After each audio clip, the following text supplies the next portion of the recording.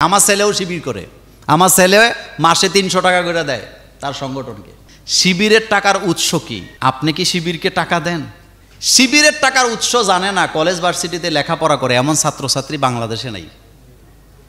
এটা আপনারা জানেন, শিবির করলেও জানেন, না করলেও। শিবির মূলত একটা ছাত্র সংগঠন। প্রত্যেক সদস্য তাদের মাসিক এয়ানত দেয়। ছাত্ররা টিউশনির টাকা বাপ মা যেটা দেয় সেটা জমাইয়া একটা টাকা দেওয়া লাগে। এটা লুকাচুরি কিছু নেই। আমার ছেলেও শিবির করে, আমার ছেলে মাসে 300 টাকা করে দেয় তার সংগঠনকে। আমিও ছাত্র জীবনে দিছি, লুকায় চুরে কিছুই না। কারণ আমি হুজুর মানুষ, আমি কি কমিউনিজমের রাজনীতি করব? আমি তো ইসলামই চাবো। তা আমি ভালো কাজে দিছি। এক কথা শেষ। শিবিরের টাকার উৎস হলো তাদের কর্মীরা প্রতি মাসে এয়ানত দেয়, এটা বাধ্যতামূলক। এটা বাধ্যতামূলক। আমিও এককালীন তাদেরকে টাকা দেই। এটা যেহেতু জানতে চাইছেন বলে দিলাম, সত্য বলার মধ্যে কিছুই নেই। আমিও বছরে বছরে তাদেরকে টাকা দেই, তাদের বিভিন্ন অনুষ্ঠানে আমি টাকা দেই। আমি না, এটা সবাই দেয়, আপনারাও দেন আমি জানি। দেয় না এরকম আওয়ামী লীগের হাজার হাজার লোকেরা শিবিরে টাকা দেয়। আমার কাছে লিস্ট চাইলে আমি আপনাকে 100 জন আওয়ামী লীগের নেতার নাম দিতে পারবো, 100 জন বিএনপির নেতার নাম দিতে পারবো যারা এই শিবিরকে টাকা দেয়। আমি আওয়ামী লীগের এমপিকে একসাথে শিবিরকে 1 লাখ টাকা দিতে দেখছি, আমি নিজে দেখছি। আপনি জানতে চাইলে আমার থেকে পরে জানিয়ে নিয়েন, প্রমাণ সহ দিয়ে দিব। ব্যাপার এটা না, ব্যাপার হলো ভালো কাজ করতে আপনার কাছে কেউ টাকা চাইলে দেওয়ার মধ্যে গুনাহ আছে? আপনাদের এলাকায় এমন কোনো ছেলে ফেলে যারা কোনো রাজনীতি করে না, তারা যদি আইসা আমাকে বলে যে হুজুর আমরা এই কাজটা করবো, আপনি আমাদের সাথে শরীক থাকেন, আমি কি দেব না? অবশ্যই দেব না কেন? একজন হিন্দু যদি আমার কাছে আইসা টাকা দেয়, আমি দিব কি দিব না? আমি দেব। আমি দেই, এটা আমি করি। হিন্দু বৌদ্ধ খ্রিস্টানকে আমি টাকা দিই, এটা আপনারা সাক্ষী আছেন, প্রমাণ আছে আপনাদের কাছে। আমি দেই, দিব না কেন? এটাই তো ইসলাম। জাকাতের টাকা আল্লাহ অমুসলিমদেরকে দিতে বলছে,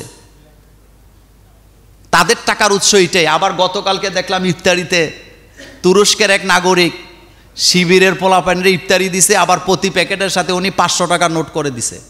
এটা আপনারা দেখছেন? তুরস্কের লোক ঢাকা বিশ্ববিদ্যালয়ে প্যাকেটও দিছে, 500 টাকাও দিছে। আল্লাহ বাঁচাইছে, আমরা দেই নাই। আমরা দিলে খবর আসিল আমাদের। শুনেন, আমরা হইলাম কি জানেন নি? শুনেন, আমরা হইলাম কি জানেন? যার জয় দেখি তার পক্ষে আমরা জয়গান গাই। আমি একটা মজার কথা বলি। বাংলাদেশে একজন বীর মুক্তিযোদ্ধা বঙ্গবীর কাদের সিদ্দিকী, নাম শুনছেন? অনেক ভালো মাপের রাজনীতিবিদ, ব্রেনও আছে, দাপটও আছে, কথা বলার কৌশলও সুন্দর। জামাতে ইসলামের টিভি চ্যানেল দিগন্ত টিভিতে উনি একটা অনুষ্ঠান করতো, আপনাদের মনে আছে?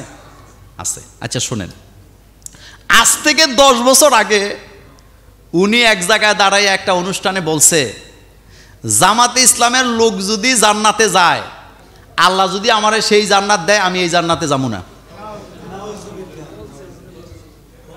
বলছেনি? আসতে না, জোরে বলছেনি? কি বলছে? 10 বছর আগের কথা। জামাতে ইসলামের লোক যদি জান্নাতে যায়, আর আল্লাহ যদি ওই জান্নাতে আমারে দিতেছে, আমি জান্নাতে যাবো না। আচ্ছা, গত কয়েকদিন আগে, 3-4 দিন আগে টাঙ্গাইলে জামাতে ইসলামের ইফতার মাহফিলে উনি হাজির। আল্লাহ কয়, বান্দারে জামাতে ইসলামের সাথে তুই জান্নাত না, তোর ইফতার মাহফিল করায় সারমো। এখন 10 বছর পরে জামাতের মধ্যে এমন কি গুণ চলে আসলো যে উনি ওদের ইফতার মাহফিলের প্রধান অতিথি? আপনি বলেন তো। এখন আবার প্রশংসা করতেছে। এটা হলো বাংলাদেশের রাজনীতিবিদদের চরিত্র। এই পিঠ ওই পিঠ, বলেন এই পিঠ। শোনেন, আমি কিন্তু জামাত শিবিরের প্রশংসা করি না, আমি আপনাকে একটা খেলা বুঝাই। এই দেশে রাজনৈতিক দলেরা চিরটা দিন সাধারণ জনগণের সেন্টিমেন্ট নিয়ে সিনিমিনি খেলছে। তারা নিজেদের সুবিধার জন্য সব সময় তারা চেষ্টা করছে। জনগণের সুবিধা কেউ চায় নাই। জনগণ কি চায়, সাধারণ মানুষ কি চায়, এই চিন্তা তাদের ব্রেনে কখনো ছিল না। যদি থাকতো, বাংলাদেশটা এতদিনে সিঙ্গাপুরের চেয়ে আলো ভালো নষ্ট হইতো। আপনারা জানেন না, বাংলাদেশের মানুষ এখন থাইল্যান্ডে যায় না। বাংলাদেশের একজন প্রেসিডেন্ট থাইল্যান্ডের সাথে চুক্তি করে নাই, তারা জেলে, তারা গরিব, এই জন্য যে তাদের সাথে চুক্তি করে পামুটা কি। কিন্তু এখন থাইল্যান্ড কোথায়, বাংলাদেশ কোথায় আপনি বলেন তো? এই হলো আমাদের অবস্থা। আমি একেবারে অন্ধভাবে কোনো দলকে সাপোর্ট করি না। আমি ওই দলের পক্ষে চিরদিন থাকবো যারা আল্লাহ আল্লাহ রাসূলের আইন চায়। এই জায়গায় যদি ব্যত্যয় ঘটে আমি কোনো দলকে সাপোর্ট করব না, এটাই হলো আমার প্রতিজ্ঞা। এটা আমার হৃদয়ে আমি লালন করি। যারা আল্লাহ আল্লাহ রাসূলের পক্ষে আছে, ইসলামের পক্ষে আছে, আমরা তাদের পক্ষে আছি। আল্লাহ আল্লাহ রাসূলকে বাদ দিয়ে কোনো দলকে আমরা সাপোর্ট করি না, কারণ আমার আখেরাত লাগবে। বলেন আমার কি লাগবে? আখেরাত লাগবে। তো বলে দিলাম, শেষ কথা শুনেন, আমাদের জুমুরে যে একটা মাদ্রাসা হচ্ছে আপনাদের জানা আছে তো? হ্যাঁ, জানা আছে? মনোযোগ আছে মাদ্রাসার প্রতি? একটু দেখবেন, মাঝে মাঝে দোয়া দিবেন। তো আজকে আমাদের ফরিদ ভাই আমাদের এই মাদ্রাসার জন্য উনি আজকে 25,000 টাকা দিয়েছেন। ফরিদ ভাইরে চিনেন তো আপনারা? আমার খুব ভক্ত, আমার ভালোবাসার মানুষ। ফরিদ ভাই একটু দাঁড়ান, আপনি জোরে একটা সালাম দিয়ে দেন সবাই ওইদিকে ফিরা। ওয়ালাইকুম আসসালাম, বসেন। তো আমার খুব ভালোবাসার মানুষ ফরিদ ভাইরা আপনারা দেখলেন। আমাদের মাদ্রাসাটা ইনশাল্লাহ আমাদের চিন্তা হলো আমরা কোরবানির পরে হেফজ শাখাটা চালু করব। আর আমাদের সিলেবাস তৈরির কাজ চলতেছে। আমি কথায় বড় হইতে আমরা চাই না, আমরা কাজে বড় হব। আমাদের মাদ্রাসার সিলেবাস তৈরি করার জন্য অলরেডি কাজ শুরু হয়েছে।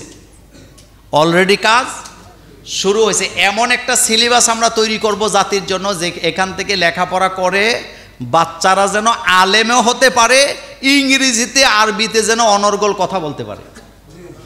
কথা কি বুঝাইতে পারছি? ওই চিন্তা নিয়ে সিলেবাসের কাজ চলতেছে, ইনশাল্লাহ দোয়া চাই।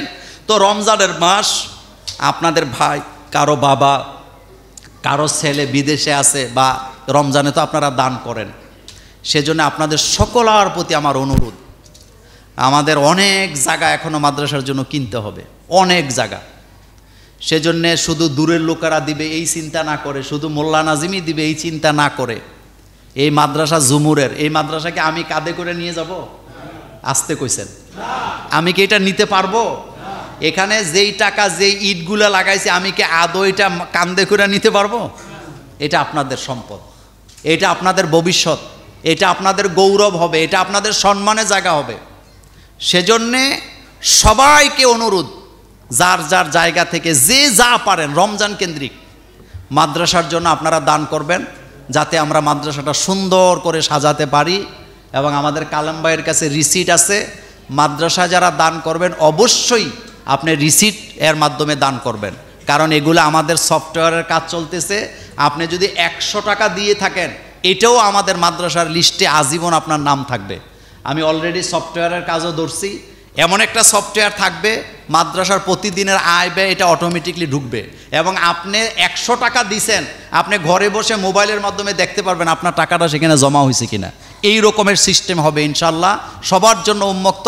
তো আপনাদের প্রতি অনুরোধ থাকবে, আপনারা মাদ্রাসার কাজের জন্য সকলে দান করবেন, এগিয়ে আসবেন।